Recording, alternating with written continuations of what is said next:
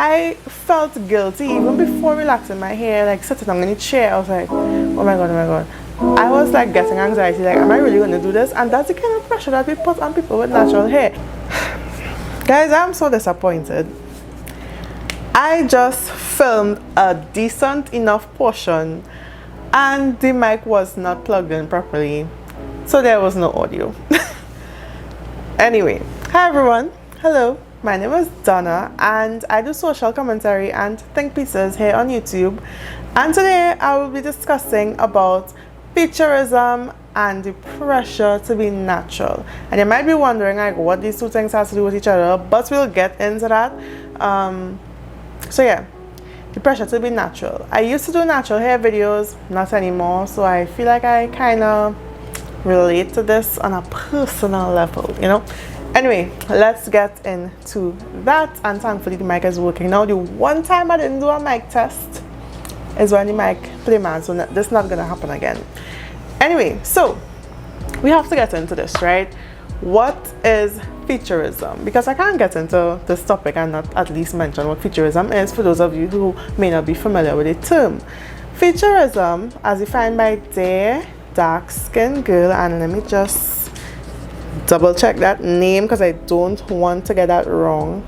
Yep, they're darkskinnedgirl.com, and of course I'll be paraphrasing the definition, but it is a prejudice with, or a prejudice against, or a prejudice towards people who have particular features, but there's also a preference to people whose features are typically opposite to that or different, and those preferences usually fall within a range that is more Eurocentric, and it's based on a set amount of standards, society standards. We hear that term a lot, right? The standards, the beauty standard of society, and it's a real thing. Now you might be wondering, featurism, natural hair community, like how does this relate? Now as time goes by, things tend to change up a little bit. We see more representation in the media now. People tend to bring out or show more dark-skinned women and men, people, right? But that didn't come about just like that. We actually had to fight for that and really push for representation in the media and, you know, in shows and in ads and all kind of thing, right? We had to work for that, and then when we finally did get it, of course there has been it was a little rough around the edges, but you know, we're seeing it working towards a better point, right? Still a little iffy stuff going on there, but for the most part, you know, we're getting better at it. They are getting better at it, right? But it's important to note that when it comes to featurism, it looks at specific things. Our darker eyes, of course, our melanated skin, like of course. Not just that, but our larger noses, fuller lips, curvier bodies, that kind of thing. And with regard to this particular topic, this video, featurism or texturism regarding our hair.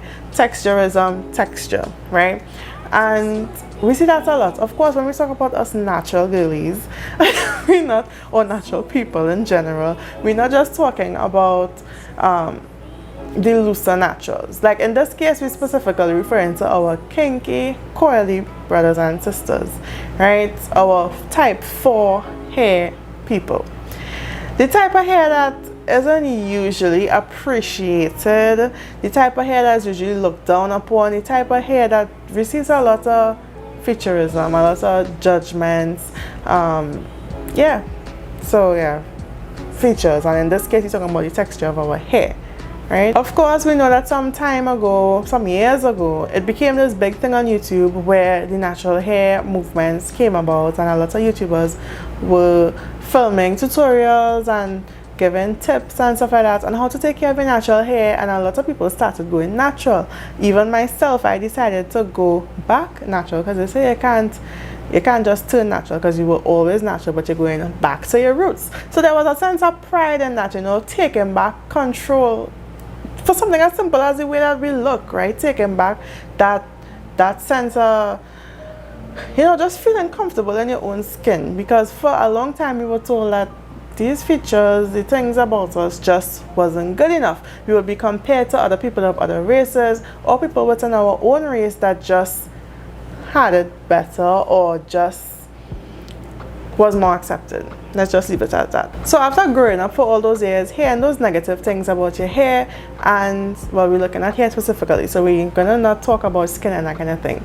But after hearing so many negative things about your hair and finally being able to embrace that, you start to feel a sense of pride, right? Then it becomes more sentimental. And of course, you know, when sentiment comes into things,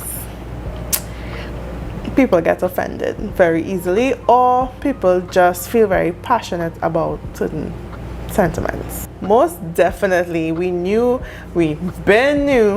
have always known that there were naysayers, people who said, you know, natural hair isn't for me, like natural hair isn't for everybody, right? And even after some time, we start to see naturalistas, as the term, I don't even know who started that term, but that was the term. People with natural hair, the naturalistas, started saying, well, some of them anyway, started saying, you know, I can't do this anymore, it is too much work, it's a lot of products expensive, because you wanted things that phthalate free and paraben free and this free and that free and more natural, right? Because, you know, generally natural is supposed to be better, and when it's natural, it's more costly. So whether the person went through the big chop or they went natural through a transitioning phase, people started realizing, you know, this is a little more difficult than people made it out to be. Maybe I'm just not good at this natural thing. So let's get a little personal. I relaxed my hair about a year ago, a little over a year ago. Yeah, I know. You probably wouldn't really be able to tell. I'm no stranger to lock extensions. If you look at some of my old videos that are still up on my channel, you will see that I have done lock extensions before, and I did start this set of locks with lock extensions again, right? I had combed out my locks, my hair looked amazing. I deleted that short clip, so I don't have that anymore. If I find it, I will insert that clip so you can see how my hair looked just after I finally finished combing it out. And it looked great. Like, I loved my hair, I love my natural hair. It wasn't the first time I was rocking that natural look, because I went back natural when I was 12. Right, I did the big chop and I braided my hair till it grew out, and I've had phases since then. I've done locks a bunch of times, I've been natural, and recently, about a year ago, I was like, you know, I'm kind of over this. Like, I love natural hair, but I'm tired. Like, clearly I'm not good at managing this. My hair is super dry, and of course when you have all that hair, it's even harder to moisturize because of the sheer volume, you know. So it was beginning to get a little, well, very frustrating for me. So I relaxed it, and I had to do a trim and all of that. And then about a year ago, back in October, I only did the relaxer once. I never went back for another relaxer, right? I decided, you know what, I'm gonna cut this all off, and that's what I did. And then I grew out my hair. So now I just have a little piece. Let me see if I can get it. This is my hair that I combed out to the back, right? Just a, I don't know if you can see that, dude. Right, just a little section of hair, just 2 locks that I combed out, and I'm gonna comb out the rest of these locks. And yeah, so that's about a year and about 3-4 months ago. So I'm not too sure. I'm not trying to do the math right now, but I decided to comb out my locks again, and I'm actually thinking, like, do I want to go natural again? Like, do I want to go back to a relaxer again? Do I want to stay natural? Do I want to color my hair? Do I want to try weaves? Like, I've never really been a fan of weaves or sew-ins personally, but I was like, do I want to maybe explore that a little bit? And I felt guilty even before relaxing my hair, like sitting down in the chair. I was like, oh my god. I was like getting anxiety, like, am I really going to do this? And that's the kind of pressure that we put on people with natural hair. Like, you feel guilt tripped into being natural. You feel guilt tripped into staying natural. And that really just shouldn't be. Like, yes, we love ourselves, well, some of us anyway. Some people, the reason why they do certain things stems from self-hate. Of course, that's a whole other scenario. But for the people like myself who just want to try different things, and we do love our natural, right? It might just be as simple as we want to try other hairstyles, and we tend to feel guilt-tripped into staying natural or being natural because it's the right thing to do, because you have to show your pride, you have to not fit into what society wants it to look like, and for some people it has nothing to do with that. It's plainly manageability. I didn't want this video to be too long but what I'll say is that I felt so guilty that, you know, it has affected the way that I would do my hair. And you know, as a natural, even with shrinkage, like you want to always pull your hair, and I only pull it for reference so you can actually see it, right? But generally we always have something to prove, like, yeah, I'm natural, yeah, my hair like shrunken, don't study how it look like it's shrunken, you know, this is what it really looks like, or simple things like that. Like, we always feel pressure to show that we are not just that type of natural. You know, look how my hair looks on a wash and go, look how curly my hair really is, ma'am. Serious. It's not that deep. Like, yes, it's our hair, we love our hair.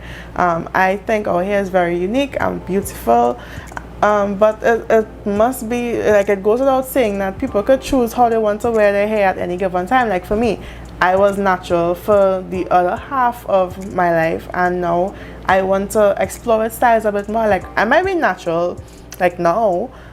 For the past year, I was relaxed the year before. Maybe I want to stay natural and do silk presses. I touched the mic by mistake. Maybe I want to do other things. Like, one year I might be natural, the other year I might have a relaxer, the other year I might do a big chop. I don't know, and I feel like it shouldn't be that deep, you know. I just want to say though that no matter what option you go with, your hairstyle does not define you as a person.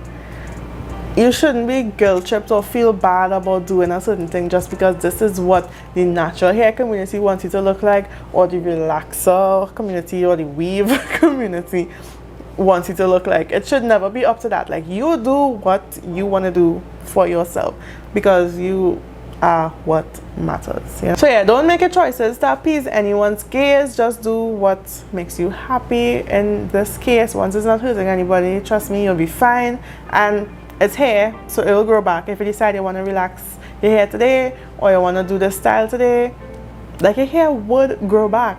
Cut your hair, do whatever you want to do. Like, I shouldn't be judging you for the style that you choose to do, you know. So yeah, after all that is said and done, I just want to end this by saying, do you really like being natural in terms of manageability, styling, that kind of thing, buying products and stuff? Or are you just trying to be woke? Like, are you just trying to please people? Are you just trying to show that you are the one that gets it, you know? Think about that, and maybe that might influence what you decide to do with your hair next. So yeah, that's it for me. Check out, I don't know, I think it's this side, I think. Anyway, check out my last video. I spoke about being the main character and the fact that you don't need to be one and you don't need to fake it, right? Maybe you'd like to hear my thoughts on that. Until next time, I'll see you all in the next video. Bye.